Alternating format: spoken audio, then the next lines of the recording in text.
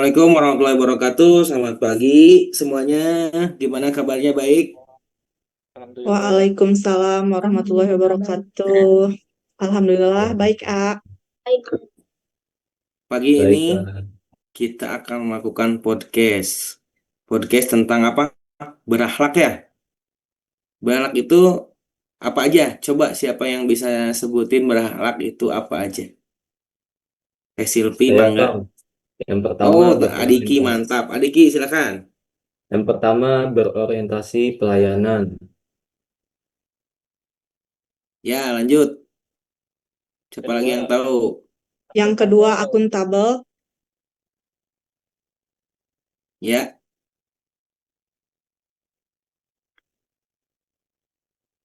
apa Yang lagi? ketiga, kompeten. Yang Terus harmonis. lanjut. loyal, Adaptif dan kolaboratif, betul kolaboratif. nggak? Iya, Betul. gampang itu cetek banget karena itu core values ASN yang harus kita tanamkan dalam hati, oke? Nah, kan kita semua beda-beda OPD ya, beda-beda tempat kerja masing-masing. Saya di Rumah Sakit Cederes, sama Teh Silpi, sama sama Adiki, dan yang lain ada yang di Puskesmas, kayak Airham, ada Teh Onet di RSUD Talaga ya, Teh. Oke, sekarang kan di tempat kerja Teh, eh, gimana sih penanaman berakhlak itu? Contohnya di tempat kerja, coba ada yang bisa jelasin nggak konteksnya di tempat kerja seperti apa? Contohnya nih berorientasi layanan. Kayak gimana sih cara melayani pasien itu kalau di rumah sakit? Apakah harus marah-marah? Apakah harus selalu tersenyum? Atau memang dipukul aja, misal gitu ya? Coba siapa yang bisa menjelaskan apa itu konteks berorientasi layanan di tempat kerja?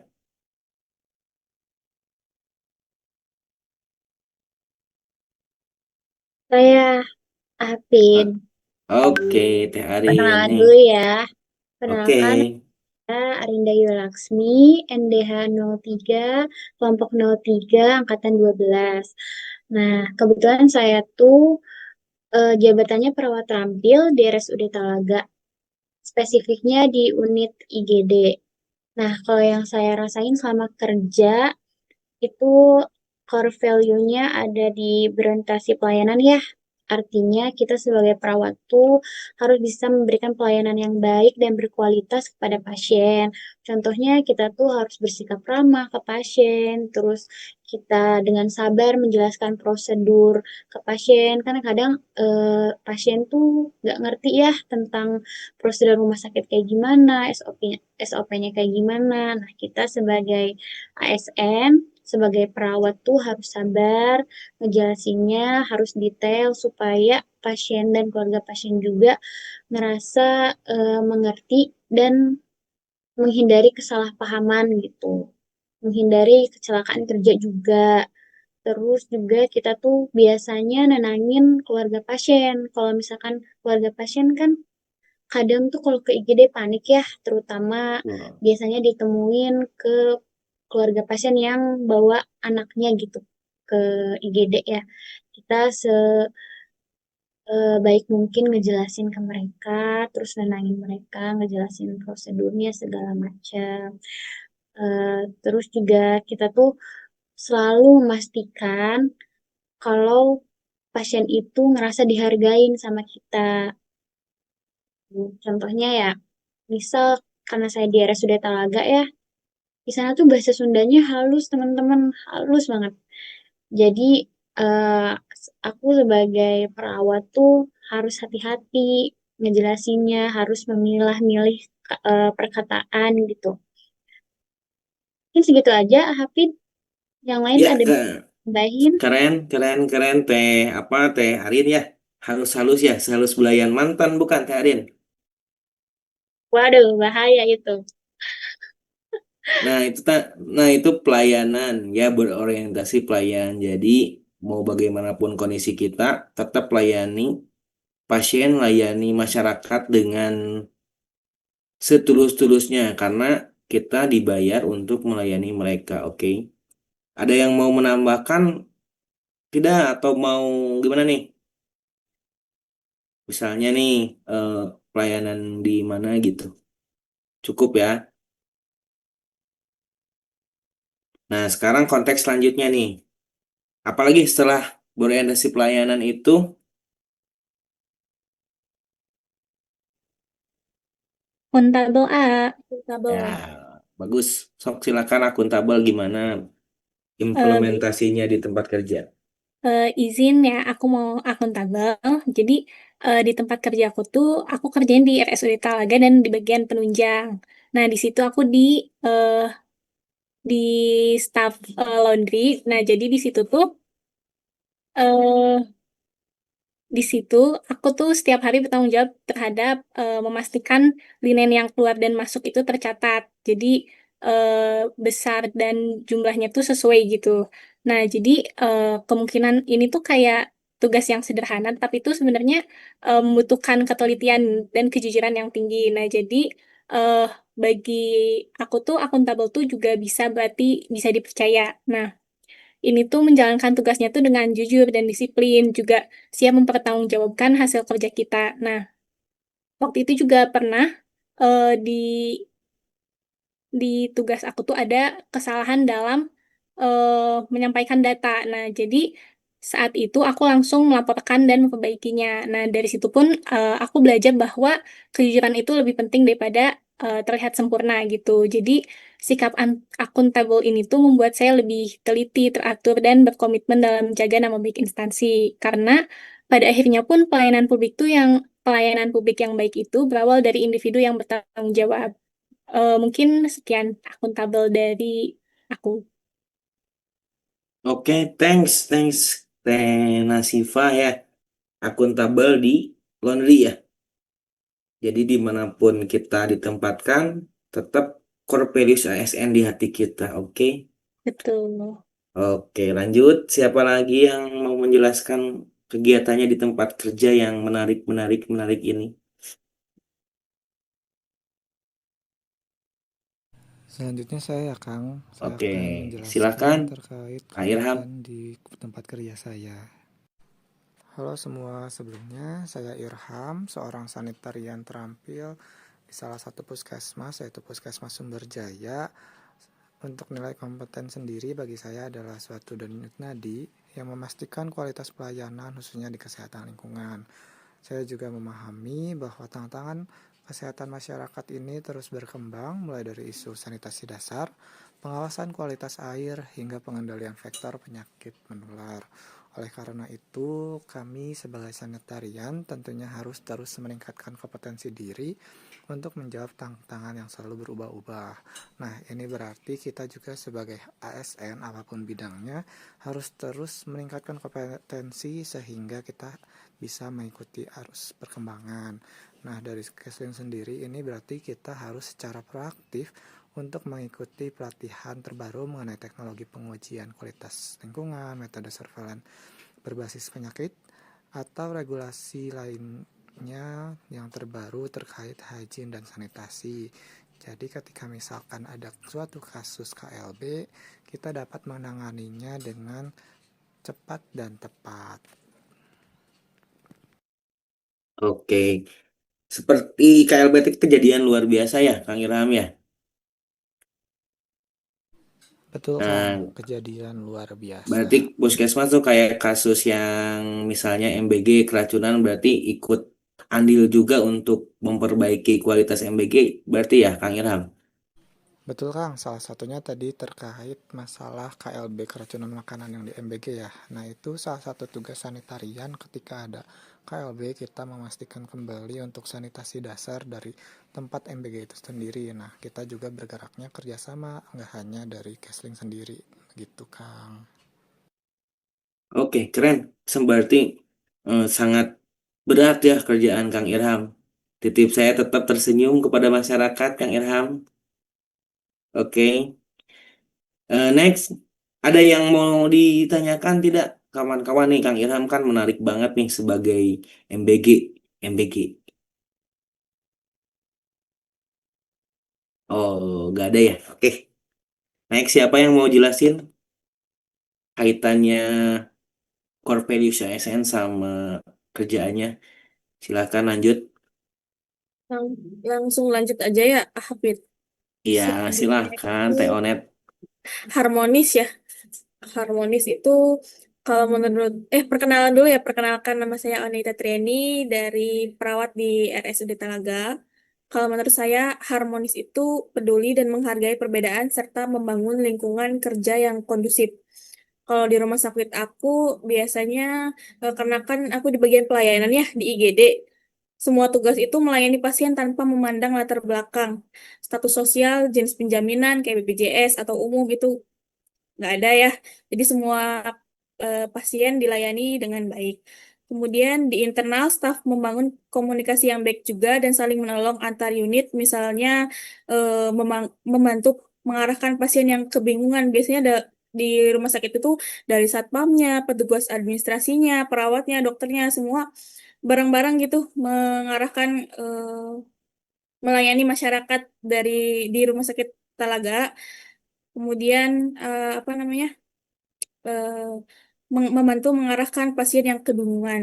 Kemudian juga eh, nilai harmoni sendiri mengajarkan kita untuk saling peduli dan menghargai perbedaan. Harmonis bisa diwujudkan dengan hal yang sederhana seperti menyeparkan kerja dengan senyum, mendengarkan ide dari tim yang berbeda latar belakang, kemudian saling sigap menolong. Itu paling Ya, dari perawat berarti di IGD itu Teh Arin sama Teh Onet ya? Iya, betul, ah. Iya, Kita satu tanggung jawab. ruangan, Oh satu iya, satu juga. ruangan. Iya, Mantap, luar biasa. Tanggung jawab kalian berdua itu besar ya, karena perawat itu wajahnya rumah sakit menurutku. Karena kalau sebuah rumah sakit perawatnya judes ya, jelek, ya maka rumah sakit itu jelek menurut saya. Jadi jagalah nama baik diri sendiri, nama baik rumah sakit, dan ingat bahwa kita adalah ASN yang berbeda dari ASN yang image-nya sudah kurang baik ya dulu. Jadi tetap semangat, rubah bahwa kita lebih baik dari rumah sakit swasta ya. ya, betul, ah. Oke, betul. Kebetulan juga RSUD Talaga tuh rumah sakit baru, ah. Kita tuh baru ulang tahun kemarin yang kedua tahun. Jadi kita sebagai CPNS terutama ya berusaha eh, ngilangin stigma di masyarakat kalau RSUD tuh judes-judes perawatnya kayak gitu. Oh, by the way, kuenya mana, Teh? Mampir atau ke Talaga? Jauh, punten. Ya, betul. Apalagi untuk rumah sakit baru ya, bisa sangat dirubah oleh kalian. Semangat, tetap semangat. Jangan lupa tersenyum hari ini. Oke, lanjut. Silakan ada yang mau share lagi mengenai pengalamannya di tempat kerja. Izin saya ya, Kang. Oke, Adiki, mangga Adiki. Nah, kenalkan dulu semuanya, nama saya Diki Nugraha. Saya ini satu tempat kerja sama Kang Hafid di Rumah Sakit Ya, oke. Cibodas. Jabatannya juga sama, operator layanan kesehatan. Nah, tapi saya itu ditempatkannya di instalasi farmasi ya, teman-teman. Di sini saya itu mau menjelaskan mengenai core value loyal. Core value loyal yang harus dimiliki kita sebagai ASN, di mana loyal itu tuh 3 poin utamanya aja nih. Dedikasi penuh dan tanggung jawab. Yang kedua tuh kepatuhan terhadap aturan pimpinan ataupun aturan tempat kerja kita. Yang ketiga itu kita tuh mengutamakan kepentingan bangsa dan negara dibanding kepentingan pribadi. Nah, hal apa sih yang udah saya lakukan sebagai operator layanan kesehatan di instalasi farmasi itu? Sebelumnya, tugas saya itu sebenarnya ini ya mencangkup semua ya. Jadi ada 3. Saya itu pertama tuh di depo rawat jalan sebagai petugas scan barcode resep obat pasien. Jadi bila ada pasien yang datang itu saya scan barcode-nya kemudian memberikan nomor antrean kepada pasien. Yang kedua itu, tugas saya itu adalah melakukan verifikasi dan input klaim obat kronis pasien rawat jalan. Yang ketiga itu, saya juga mengantar obat ya dari gudang instalasi farmasi ke ruang rawat inap dan ke depo-depo seperti depo IGD, ICU, OK. Nah, dari ketiga ini contoh yang sudah saya lakukan ketika ada arah aturan ya. Jadi aturan pimpinan itu ada aturan pimpinan yang harus salah satunya itu pada saat input klaim obat kronis pasien itu harus ditarget. Jadi akhir tahun itu kita tuh harus selesai N-2. Nah, target itu apa masalahnya sih? Ketika kita mengerjakan itu ternyata tuh masih banyak yang belum selesai dikarenakan sebelum kita masuk sebagai CPNS itu petugas verifikator dan input klaimnya itu cuma satu sehingga menumpuk tugasnya. Arahan pimpinan menyatakan harus selesai N-2 dan itu adalah bentuk loyalitas kita yang harus dibuktikan dengan berdedikasi penuh. Caranya dengan apa? Bisa dengan lembur. Dengan lembur, biasanya kemarin itu saya lembur 2 hari tuh, sampai malam jam 8 untuk mempercepat input klaim. Kemudian yang kedua ada aturan dari rumah sakit sendiri, yaitu menggunakan masker. Kenapa di rumah sakit itu wajib ya menggunakan masker untuk mencegah penyebaran penyakit. Dan yang ketiga mengutamakan kepentingan negara bangsa itu maksudnya saya meluangkan waktu gitu. Seperti pada saat menjadi petugas barcode itu saat siang hari ya, pasien tuh datangnya saat jam makan siang dan istirahat. Itu jam 11 siang itu rame-ramenya tuh. Dari poli jantung, poli paru, poli dalam. Dan itu tuh petugas dari rawat jalan tuh tidak bisa istirahat pada saat itu. Dan saya mau nggak, saya harus sebagai ASN itu mengutamakan kepentingan negara dulu. Melayani pasien daripada saya untuk meluangkan waktu siang, untuk waktu makan siang. Itu aja sih ya, bentuk Ya, keren. loyalitas saya. Loyalitas tanpa batas, Adiki, luar Ya, biasa. Oke. Tetap ya lanjutkan loyalitas Anda sampai Anda pensiun ya, Adiki ya. ya, Kang, ya. Oke, next siapa lagi yang mau bahas nih? Apa yang kalian lakukan di tempat kerja dan konteksnya dengan core values ASN berakhlak? Silakan. Mungkin dari saya ya Kang Hafid. Ya, silakan Neng Selfie. Iya, terima kasih atas kesempatannya. Saya mau perkenalan diri dulu.